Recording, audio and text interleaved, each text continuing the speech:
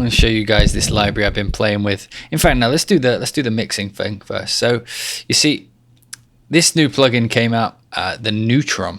I've been playing with this new Neutron. Let's just throw the whole Neutron on.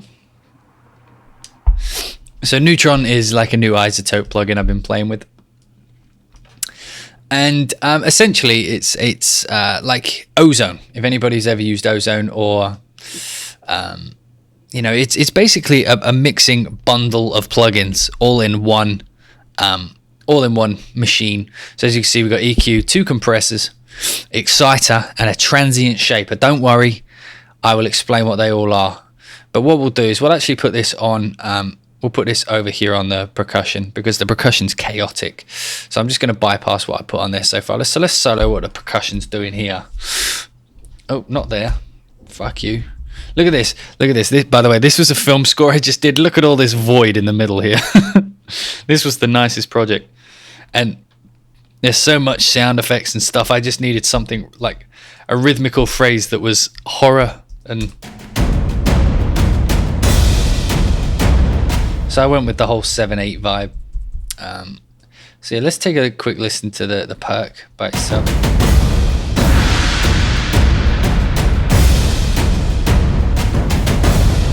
Just as a quick show what that is, I got like some low booms, some taikos,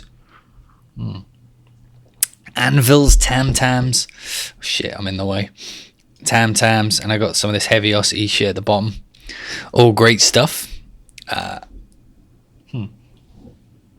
Now, so this Neutron thing, I'm gonna actually, let me set this up, set these guys up as a loop. If Cubase has one thing over Ableton, it's all these fucking shortcuts. I love them. As you can see, I normally keep this quite clean and tidy in here. So the fact that these are on is kind of bugging me, so I'm just gonna get rid of them. So Neutron. So let's have a quick listen to this.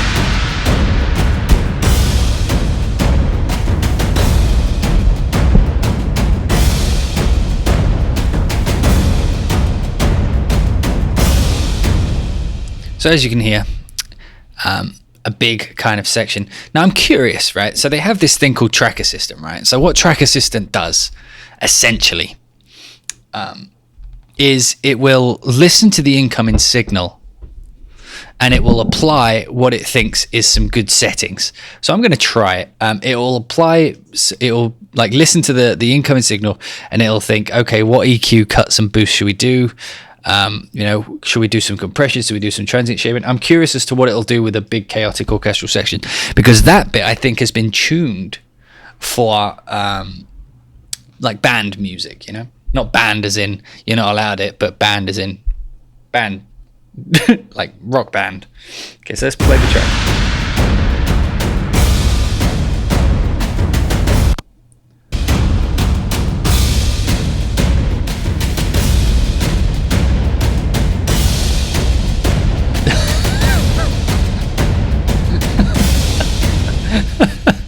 All that did was make it sound like this. Okay, so not always perfect. Let's reset this shit.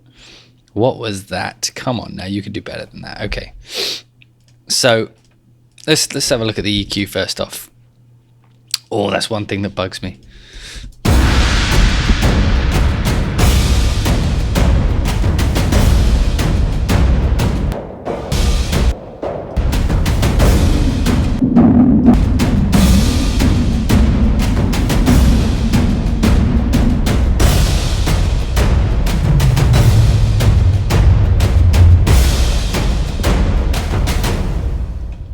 Okay, so some cool things about this, right? One thing I absolutely like, this is the reason I bought it straight up in a heartbeat, right?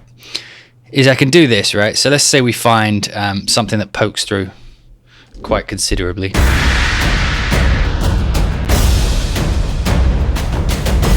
So if you look like here, you'll see every now and again there's a little spike, right?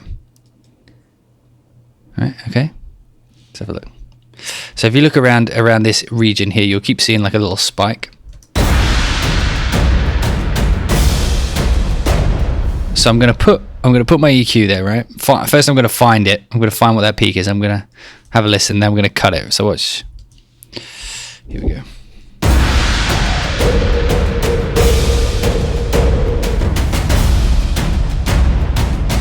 But you see, EQ generally, what it will do is once you've cut it, it's gone. It's gone for good. But this thing has a dynamic mode, right? Dynamic, which basically makes it a compressor. So if I put this on, now what it's going to do is it's going to compress, or basically it's going to do the EQ cut at, I'm not sure what the ratio is, and I'm not sure what the attack and release is, but I know what the threshold is at least. So I set this dial here. So if you watch the incoming signal,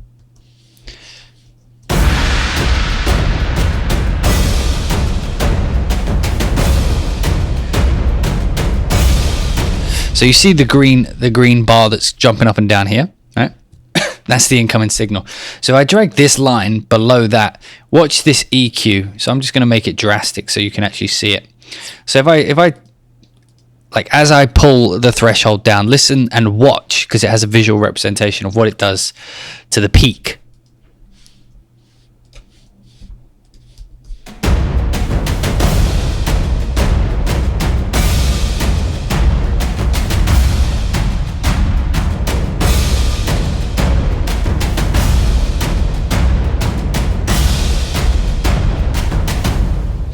So as you can hear, what that is actually doing is it's actually keeping that EQ band, which is okay. Like this is like a poor example because this isn't shooting out. But let's say you're mixing a group bus, and like you have a brass, like in the brass or something, and there's this sound that just pierces through, and you want to EQ cut that, but you don't want to EQ cut it out of the instrument for whatever reason. Maybe you're feeling lazy.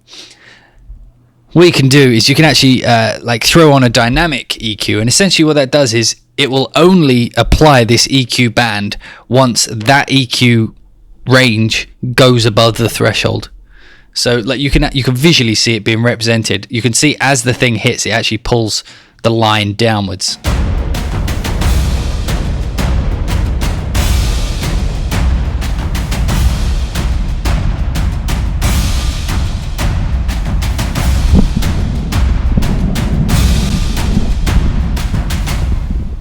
So you see that? You see? No, Catalin, I will put the mic right next to my face. It's hard to tell because I can't hear myself, which is unfortunate because, you know, it's fun. Why was I talking too loud for you? Anyway, so as you can see, that's what it does. Super handy. Hi, Mika Mas. Okay, so what else does it do? So we have a compressor. Like, probably don't want to compress these drums too much because they're already chaos. Maybe I'll put the transient shaper in before, but we'll get to that in a sec. So this is a multi-band compressor.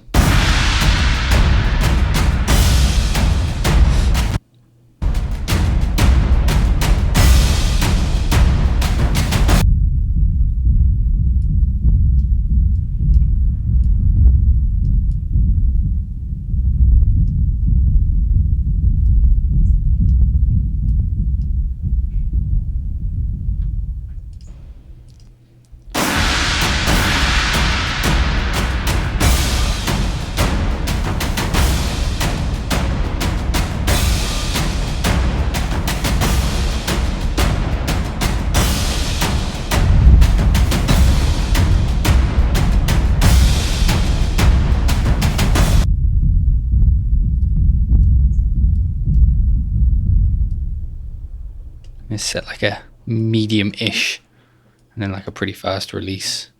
Get more of a snappiness. So it's just chilling it out a bit.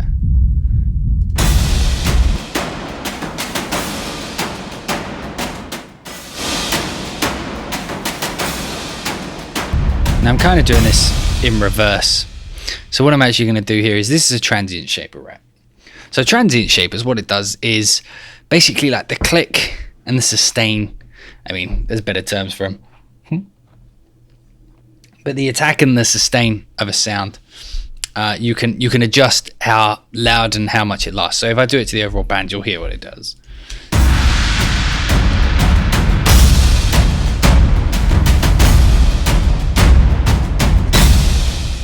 So that's obviously a very extreme version of what that does. So what I like to do actually is I like to have two bands on, and I like to get the very bass, so like around, I don't know, 100, maybe a bit lower, so that all you have is the bass, like this.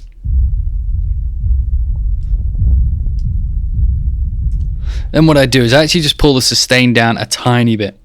And then what that means is, because a lot of the time when you're doing big percussion like this, you end up having like this mud kind of hover out, and that ends up being what what triggers all the compressors on the mastering stage and things like that. So I pull, instead of like cutting out the sound, I use like a transient shaper. So like I'll do some extreme ones, but so you can hear.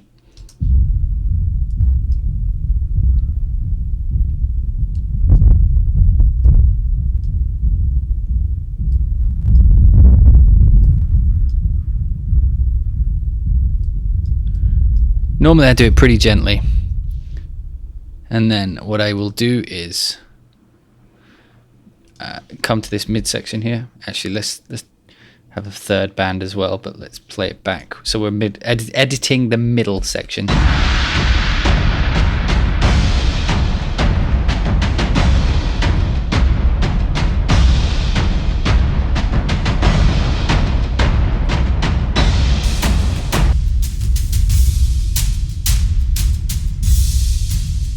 So this top one's more like the snap, like that.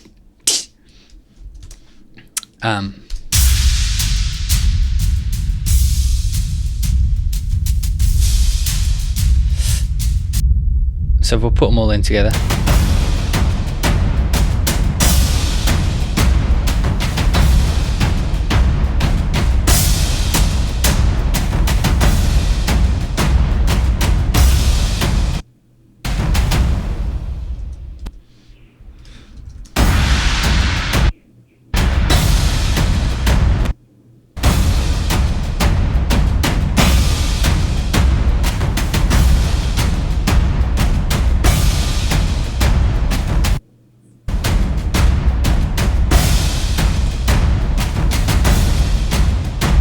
Fair enough. And then okay. So what else we also have like this vintage mode version of compression.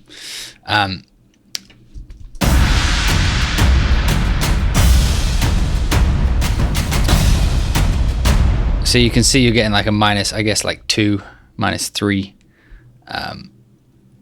dB of gain reduction there. Here you're getting -4. And then that just lets you know that the compression is taking away 4 dBs of perceivable gain that was there before. So like if you wanted the same volume, like use your ears for it. But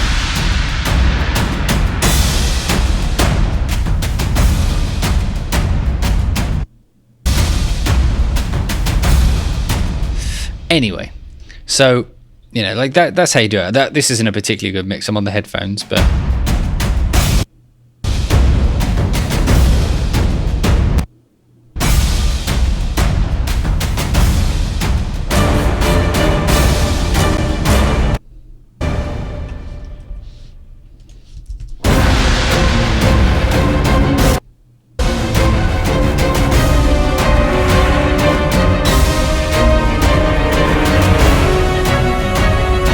I think that's a bit closer. So what I actually did is I actually used it as individual sends, and I'm going to show you why. I did that. So if you look here, so I'm going to load up the strings and the brass. So if you look, this is the strings. You see you can actually rename what the EQ is called, which is a fun little fact. And then you have this button here called masking, right? So you click masking, right? And then you can actually select so you see this transient shaper. This is actually from here on this. I can rename this transient shaper here. Oh geez, no. So I can change this to perk trans, and then it will be reflected here.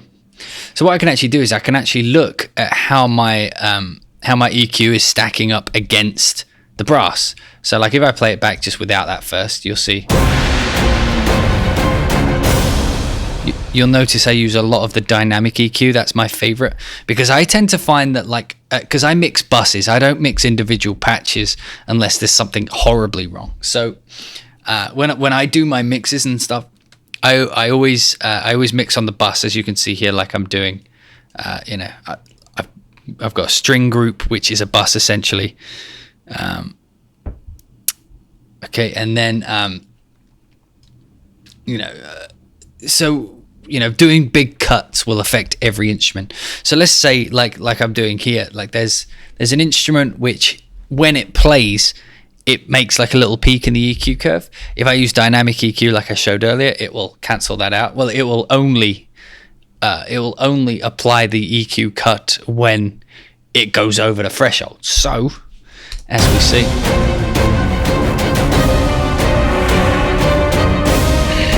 but now what I'm going to do is I'm going to hit masking. Okay, I'll just put this down for a sec. And what this is doing is this is comparing the EQ of my strings, as you can see, which is what we're on, to whatever I select here. So now the brass. So this is actually the brass. If you look over here, I can actually edit the brass from within the string EQ. How cool is that, right? Okay, so now that masking's on, I'm going to set the sensitivity of it relatively high. And watch what happens when we play it back now.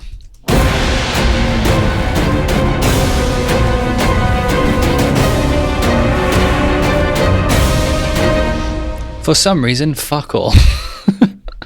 Why is that not doing anything? Okay, let's try it again.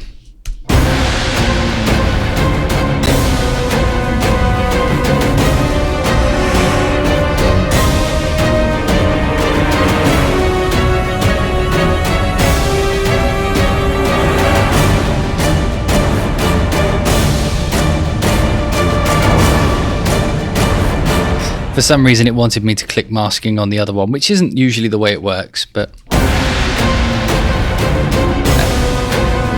yeah, now it's working. That was probably a glitch. Let's blame the glitch. Okay, so as you can see, these little pink bars pop up, right? It's like a fantastical pride parade. I love it. So what we do is we push play. And what this is essentially doing is showing areas where it thinks frequencies of both instruments are playing in such a way that they would mask each other out. So you're only hearing one at a time. So when that happens, they tend to, not always, sometimes they blend together and it sounds good, but sometimes it clashes. So wherever it turns bright pink, that means it's frequently in that space. It's frequently masking what it thinks is masking. So it's a really handy tool actually, because it allows you to see where where you should be paying attention when you're comparing the two. So like in this section, as you can hear, the strings and the brass are doing a lot of stuff.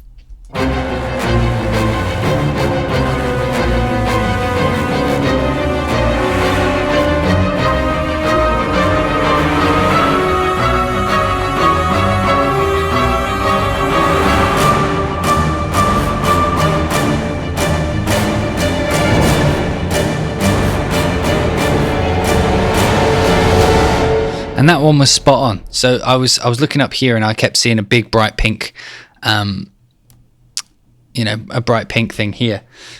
So I was tugging that down so that I could hear it. So if I click this button here, inverse link, right, what it'll actually do is it'll pull number 4, and you can see, like, if I do a cut on my strings, it'll do a boost on my brass. So let's try that.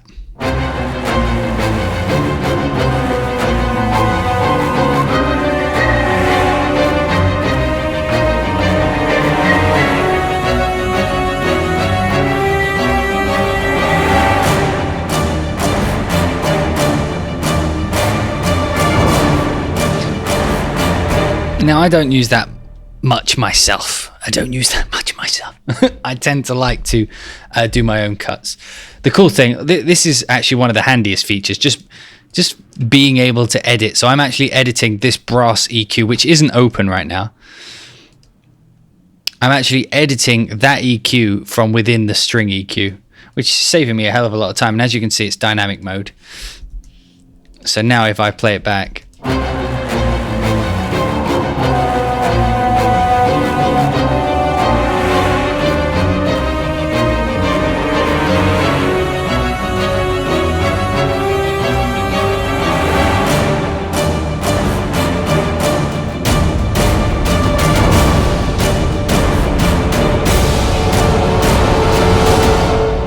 cool thing is now I can just click this, and now I'm comparing it to my percussion, which is, you know, a cool way of just seeing what the spectrum is doing.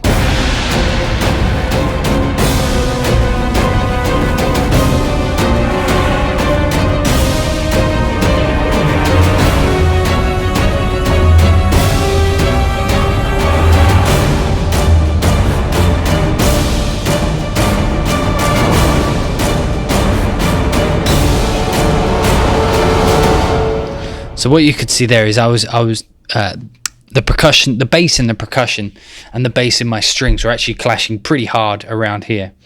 So I'm pulling that back. That's quite a hard cut actually, but I'm just pulling it back like 4 dB ish. But I'm also using the dynamic mode, so it's not a constant 4 dB. It's only whenever the bass in the strings gets too loud, it's gonna pull it down.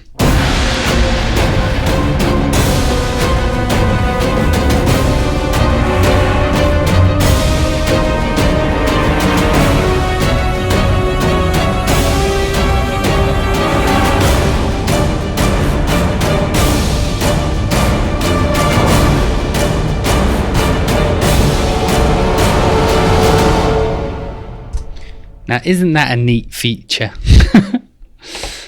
So as you can see, like here,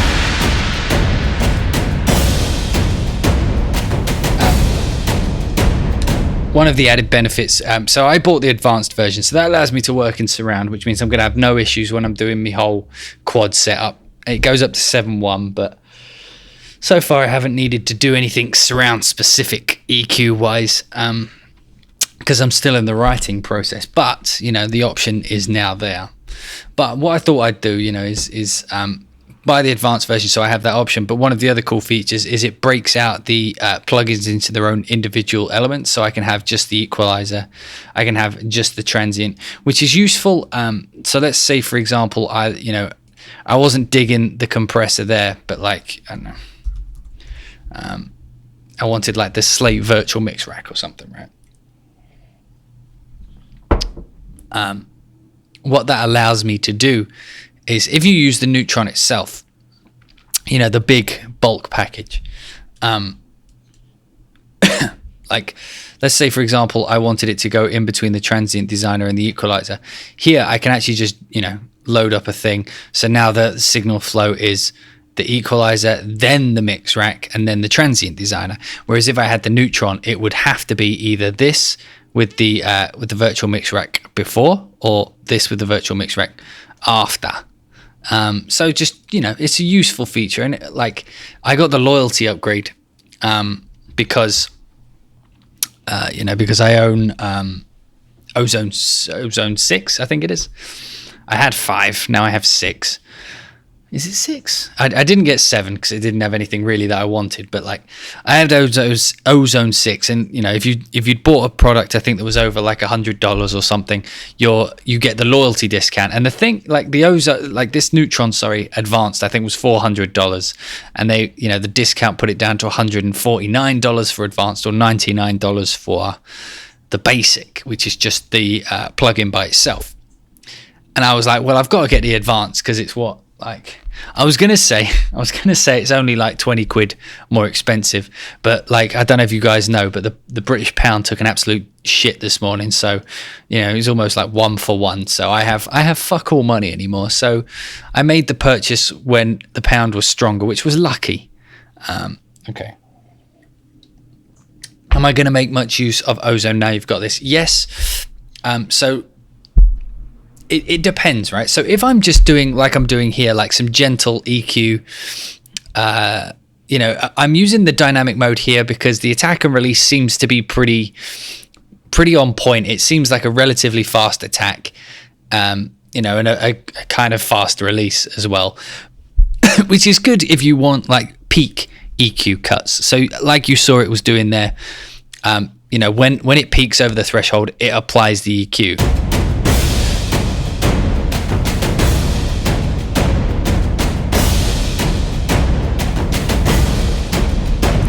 Like so. But like, I have the I think it's the advanced version of the Ozone as well. So this is the actual dynamic EQ. So this is essentially, it's like a light version of this. So this is essentially the same thing, but this is the Ozone version.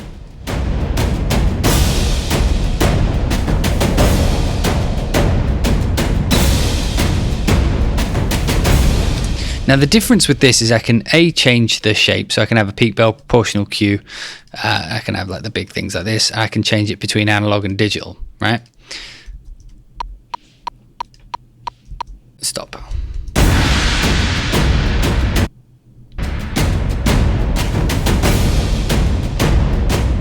I usually leave it on analog. It seems to sound fine.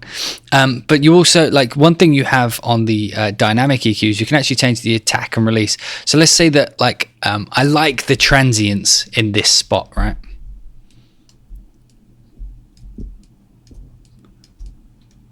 Yeah, that's one thing. You can't actually solo that band, I don't think.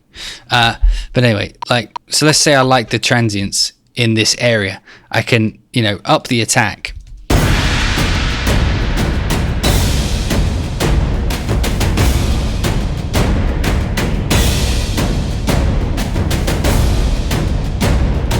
So like the attack of that EQ band is getting through before it applies the EQ. So let's say that like it has like a like for some reason you had a sound, maybe like a hi-hat or a cymbal. So you like the initial transient of a cymbal hit, but the sustain is too harsh. So in order to not completely ruin the sound of the transient, you could have a slower attack time in that range, and then like a fast release, like so. There's one.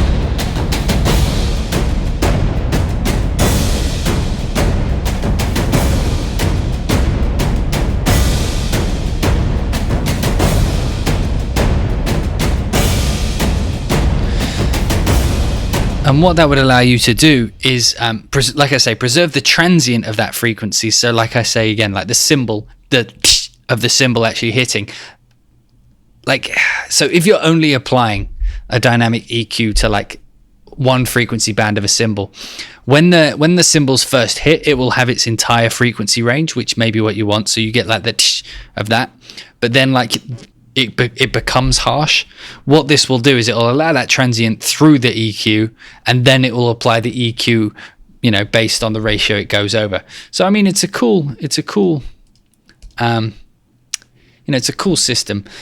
So it's not fully replaced in Neutron, but you know, having the option here, I think the dynamic EQ is only available in the advanced version of Ozone, which I think is like $400 or something currently. It's like expensive. So, you know, if you can get it for $99 in Neutron, it seems like a steal to me. That's why I bought it without thinking. I was like, dynamic EQ, damn. Okay. I also wanted to show you